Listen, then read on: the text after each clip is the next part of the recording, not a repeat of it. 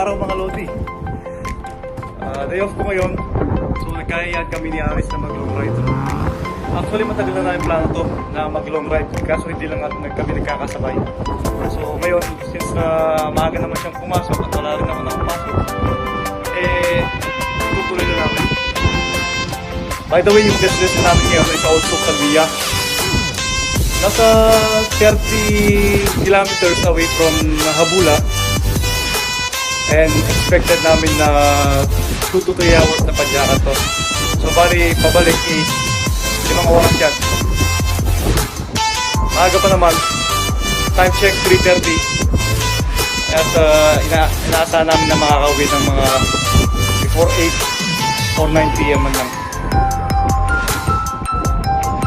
Samahan nyo kami at i-document ko ang aming padyak gamit ang aking GoPro para makita nyo kung gaano maganda at kalinis ang mga kasama dito sa amin.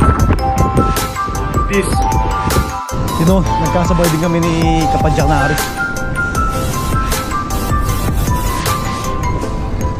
Tapos long ride tayo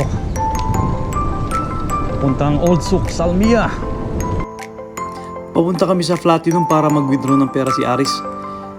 Wala daw siyang cash kaya sinamahan ko na, baka man libre. By the way guys, yung Platinum is isang health club na meron all over Kuwait. At itong lugar na to ay malapit lang sa aming accommodation, roughly 3 to 5 minutes lang na padyakan. At ito yung pinakamalapit ng mga establishments. Merong mga restaurants dito, mga maliliit na mga shop, at mga bilihan ng mga supplements.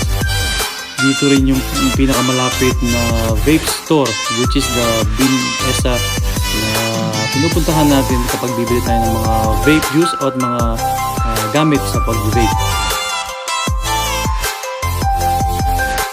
Sarado ang Fintas Park. Nagawa. Kaya pala ito yung dito ang inararo. By the way guys, yung long ride pala namin ni Aris dito is matagal na. Bago pa lang mag-curfew dito, nagkapag long ride na kami. Nagkasabay lang kami ng walang pasok at tinuloy na namin. Ilang beses na rin kami nagpunta ng Old Souk gamit ang bike. Yung pinakamalayo nga naming napuntahan is yung Mubarakia. Yun yung last na upload ko na epic na 95.66 kilometers. Yung pupuntahan namin bali nasa 30 kilometers lamang at dadaanan namin yung Marina. At ang Marina Mall, Marina Crescent ay napuntahan ko na din sa mga nakaraan kong pagpadyak. Ito pala yung Jaffa Beach na pinuntahan ko rin nung nakaraang ride. Actually hanggang ngayon ginagawa pa ito. Tapos sarado pa rin yung Fintas Park. Lahat ng park dito sa Kuwait ay sarado. Gawa ng regulations ng governments. Nililimitahan yung pagkalaw ng tao. Kaya pati yung mga park sinarado na rin. Hopefully bago matapos ang Ramadan matapos na rin yung mga park na nire-renovate para magamit na pasyalan ng mga tao. At sana matapos na rin yung pandemya para lahat masaya na. Balik na sa normal ang lahat.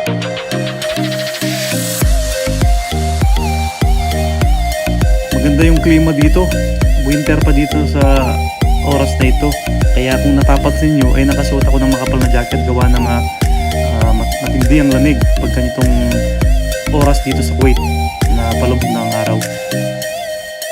Ang nakikita nyo pala ngayon ay ang Marina Open Beach.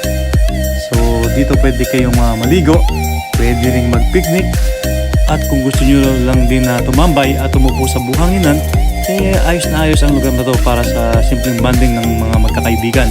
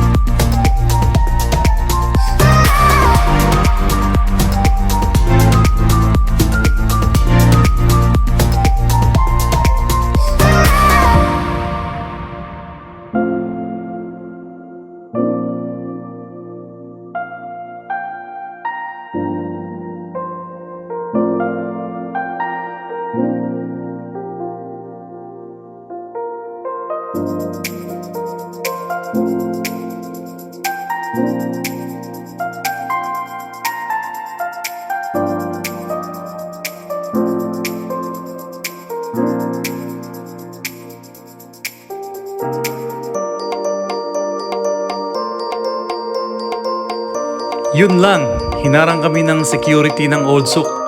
Bawal na daw kasi pumasok ang mga nakabike mula alas 4 ng hapon. Kaya no choice kami at kailangan naming maghanap ng ibang way papasok. Gusto ng security na i-park namin yung bike namin sa labas. Sabi namin delikado dahil uso ang nakawan ng bike dito sa parting ito ng Old Souk. Kaya hindi namin pwedeng iwan ang mga bike dito. Iikot kami at maghahanap ng ibang way para makapasok sa loob. Kasi wala naman hindi kami ibang pupuntahan bukod sa Old Souk dahil ito na lang ang bukas sa mga oras na ito. Maghanap din kami ng way para makapasok sa Old Souk. At dito, walang security na nagbabantay. Kaya dire-diretso na lang kami pumasok. At kita nyo naman, ang dami pa rin tao sa lugar na ito. Pupunta kami sa Aling Inasal. Yun yung paborito namin puntahan dito kasi masarap yung pagkain nila tapos mura lang. Andyan din si Kabayan na kakilala na namin dahil dyan kami kumakain palagi.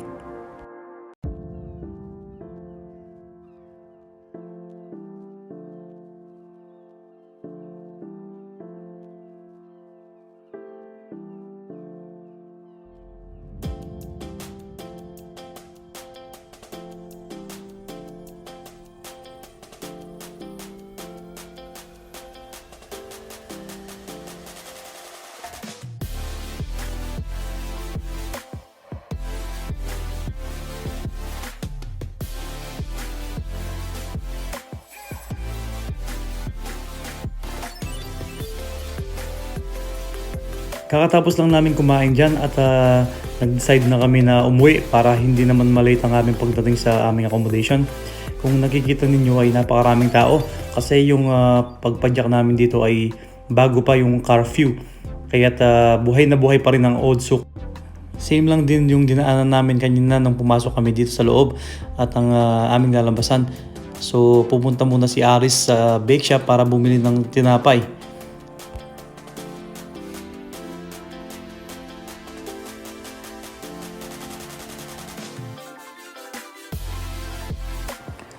Sa wakas at uuwi na kami at late na rin dyan kaya kailangan na namin makabalik ng Darna at unfortunately on the way home medyo traffic pa kaya kailangan namin magmadali makauwi ng accommodation.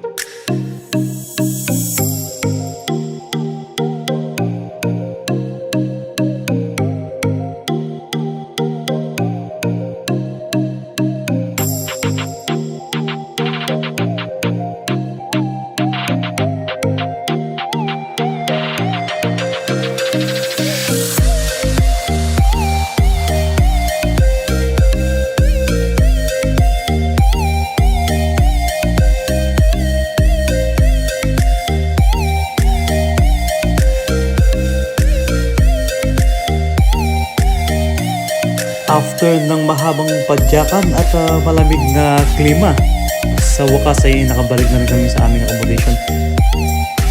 Medyo pagod na rin kami dyan dahil sa lakas ng hangin habang kami pabalik.